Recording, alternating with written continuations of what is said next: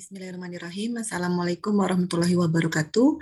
Hari ini kita akan belajar bagaimana tantangan pembangunan berbasis pengetahuan guna untuk meningkatkan perekonomian di Indonesia.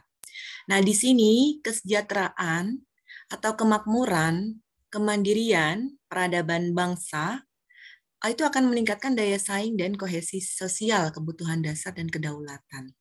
Nah, kita lihat di sini ada sistem inovasi yang akan mendukung perekonomian di Indonesia, lalu pengetahuan ekonomi di mana SDM yang terdidik, kreatif, dan terampil, infrastruktur komunikasi yang dinamis, sistem inovasi yang efektif, pemerintahan, insentif ekonomi, dan rejim kelembagaan yang mendukung. Nah, ini juga ada pengetahuan sosial ya, di mana sistem informasi dan komunikasi, pembelajaran sumber hidup, dan budaya inovasi. Lalu sistem inovasi yang efektif, lalu modal sosial, kepemimpinan, atau kepeloporan dalam pemajuan sosial budaya masyarakat. Yang keenam adalah rejim kebijaksanaan yang kondusif. Selanjutnya yaitu isu-isu kontekstual dikaitkan dengan kecenderungan dan tantangan universal, globalisasi, kemajuan iptek, inovasi, ekonomi, pengetahuan, ekonomi jaringan, faktor-faktor lokalitas, dan inilah tantangan pembangunan berbasis pengetahuan guna membangun perekonomian di Indonesia. Nah, di sini juga kemarin kita di pertemuan yang ke-1 makalah setelah UTS itu ada kata-kata inovasi ya. Inovasi itu adalah sebagai kata kunci daya saing, dunia industri, dunia usaha. Nah, ternyata penguatan sistem inovasi dalam pembangunan itu ada nasional dan daerah, di mana kebutuhan dasar dan perlindungan masyarakat, lalu penguatan sistem inovasi, kepentingan kedaulatan negara, daya saing, dan kohesi sosial. Di mana penguatan sistem inovasi ini bertujuan untuk percepatan pembangunan nasional dan daerah yang lebih berbasis pengetahuan atau teknologi, pertumbuhan tinggi, dan berkualitas, inklusif, dan berkelanjutan. Nah, ini banyak sekali ya aspek-aspek atau elemen penting di sistem inovasi. Ada permintaan, ini sudah tahu ya, apa mahasiswa ekonomi harus paham tentang demand itu permintaan. Lalu konsumen, produsen, sistem politik, ada pemerintah, kebijakan RPT, sistem pendidikan dan litbang itu kita ya, mahasiswa, pendidikan dan pelatihan profesi, pendidikan tinggi dan litbang pemerintah, lalu ada sistem industri, perusahaan besar, UKM, PPBT, dan supra dan infrastruktur khusus, di mana ada standar dan norma, dukungan inovasi dan bisnis, haki dan informasi, perbankan modal ventura, dan framework yang di atas ini sesuai dengan kondisi ya. Kondisi umum, lingkungan, kebijakan pada tataran internasional, pemerintah nasional, pemerintahan provinsi, dan pemerintahan kabupaten atau kota.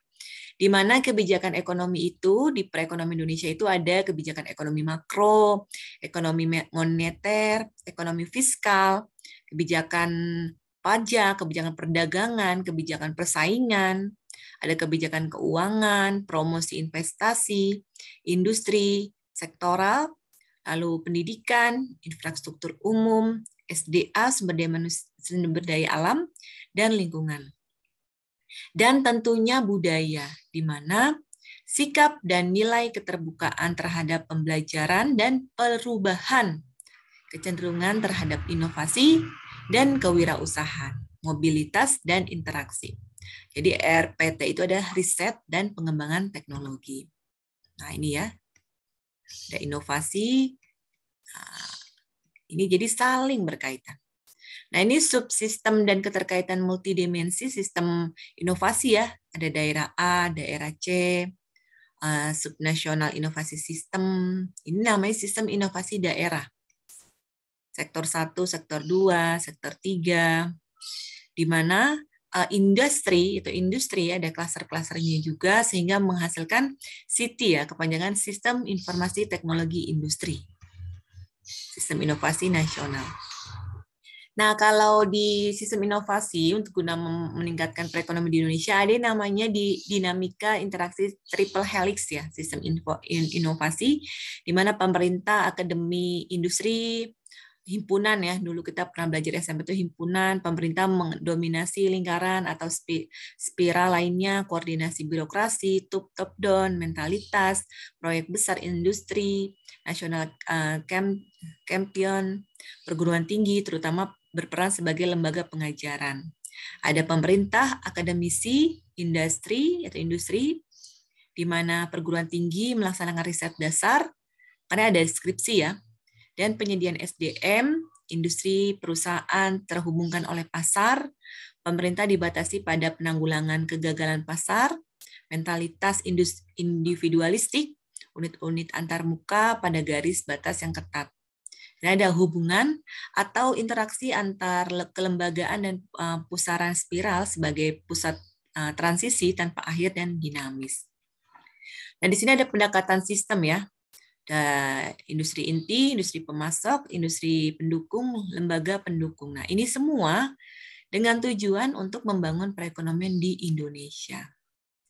Ada juga ya, ini yang sekarang zamannya bukan entrepreneur lagi ya. Kalau entrepreneur kan lebih ke arah wirausaha, tapi sekarang itu ada namanya pengembangan teknopreneur, di mana mengembangkan kerangka umum yang kondusif untuk inovasi dan bisnis. Jadi pengkajian skema insentif, perkembangan teknopreneur, outcome-nya pedoman umum, skema insentif, perkembangan entrepreneur di Indonesia, rekomendasi kebijakan skema insentif, pengembangan teknopreneur, lalu draft blueprint, cetak biru, dan roadmap pengembangan pusat inovasi.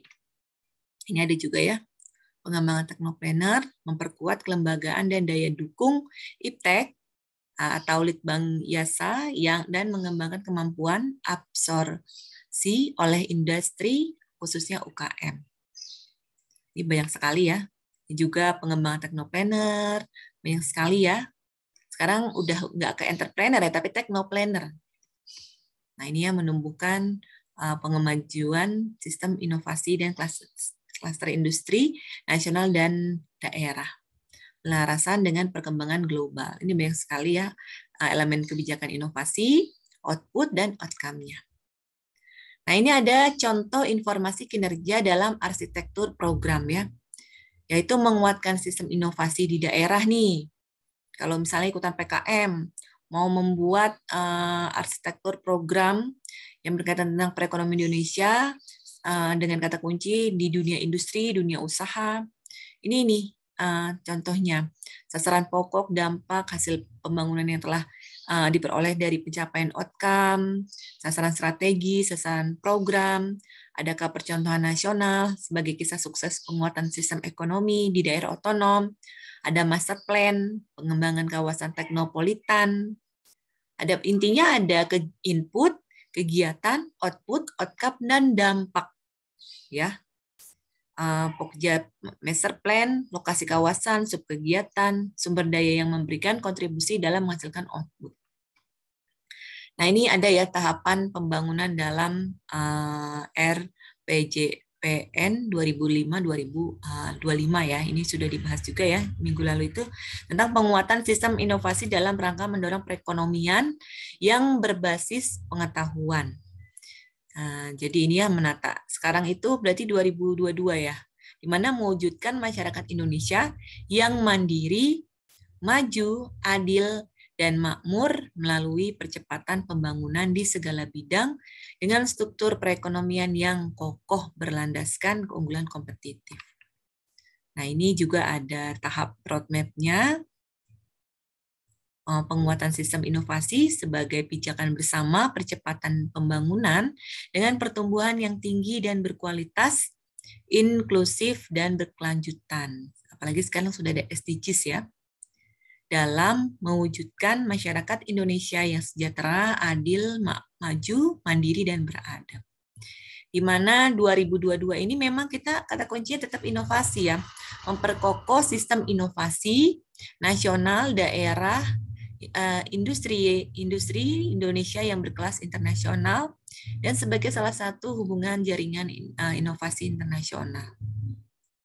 Nah, ini roadmap ya dari 2022. Nah, ini ya, sistem ekonomi dan daya saing.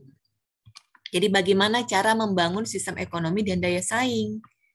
Nah, ini jawabannya. Kalau ada di UAS nih, bagaimana cara membangun perekonomian di Indonesia dengan sistem ekonomi dan daya saing? Yang satu, membangun atau memperkuat sistem ekonomi yang semakin mendukung. Yang kedua, nilai tambah atau daya saing dan kohesi sosial. Yang ketiga, kemitraan ya. Sekarang udah zamannya kemitraan. Gojek kemitraan. Jaringan inklusivitas keberlanjutan mutlak dikembangkan dalam setiap prakarsa. Yang keempat, terobosan untuk meningkatkan kisah-kisah sukses atau knowledge sharing. Yang kelima adalah partisipasi masyarakat. Nah, memang seperti itu ya mahasiswa. Jika kita ingin sukses, kita juga harus mendengar kisah-kisah orang sukses. Jika perekonomian Indonesia ingin sukses, maka peran pemerintah harus juga melihat kisah-kisah negara yang sukses dari perekonomian Indonesia itu. Seperti itu. Nanti para mahasiswa silakan tulis ya di kolom chat. Tugasnya hari ini silakan tulis nama, lalu kelas D520 atau kelas berapa ditulis di bawah. Lalu komen apa sih tadi yang kita sampaikan, bukan dikopas ya, tapi diringkas. Apa kira-kira kata kuncinya di pembelajaran hari ini? Nah, itu yang pertama, tugas yang pertama yaitu menulis komen di bawah kolom chat, komentar, materi yang disampaikan hari ini bukan dikopas, tapi secara singkat, 1 baris atau 3 baris ya, terdiri minimal 10 kata. Lalu selanjutnya itu tugas individu yang pertama. Yang tugas individu yang kedua, silakan di e-learning, nanti Ibu aktifkan. Silakan pertama tonton video Ibu yang materi sebelumnya, nanti Ibu share. Lalu ya tulis sudah ditulis ya sama oleh mahasiswa di e-learning dan dikirimkan di e-learning juga sudah Ibu lihat juga sudah ada dan dituliskan juga di kolom chat di sini. Jadi intinya adalah para mahasiswa tulis komen di bawah komentar ini ya, di bawah komentar ini. Yang pertama, Ibu ulangi, tulis nama, kelas, komen materi hari ini. Hanya 1 baris, minimal 5 sampai 10 kata di kolom chat YouTube ini. Itu yang pertama. Yang kedua, silakan yang dikaitkan materi hari ini dengan materi sebelumnya. Buat ringkasan, 1 paragraf yang terdiri dari 5 baris ringkasan yang terkaitan materi ini dan materi sebelumnya. Lalu di-upload di e-learning paling lambat sampai 10:30. Ibu mohon maaf, belum bisa via Zoom meeting ya, karena di kampus, kemarin juga ada yang bilang offline katanya ya, karena di kampus itu sedang ada syuting sinetron gitu ya, jadi takut nanti mengganggu mahasiswa untuk perkuliahan, maka dari itu kita baru mengadakan kuliah online seperti itu. Salam sehat, jangan lupa absen di e-learning. Wassalamualaikum warahmatullahi wabarakatuh.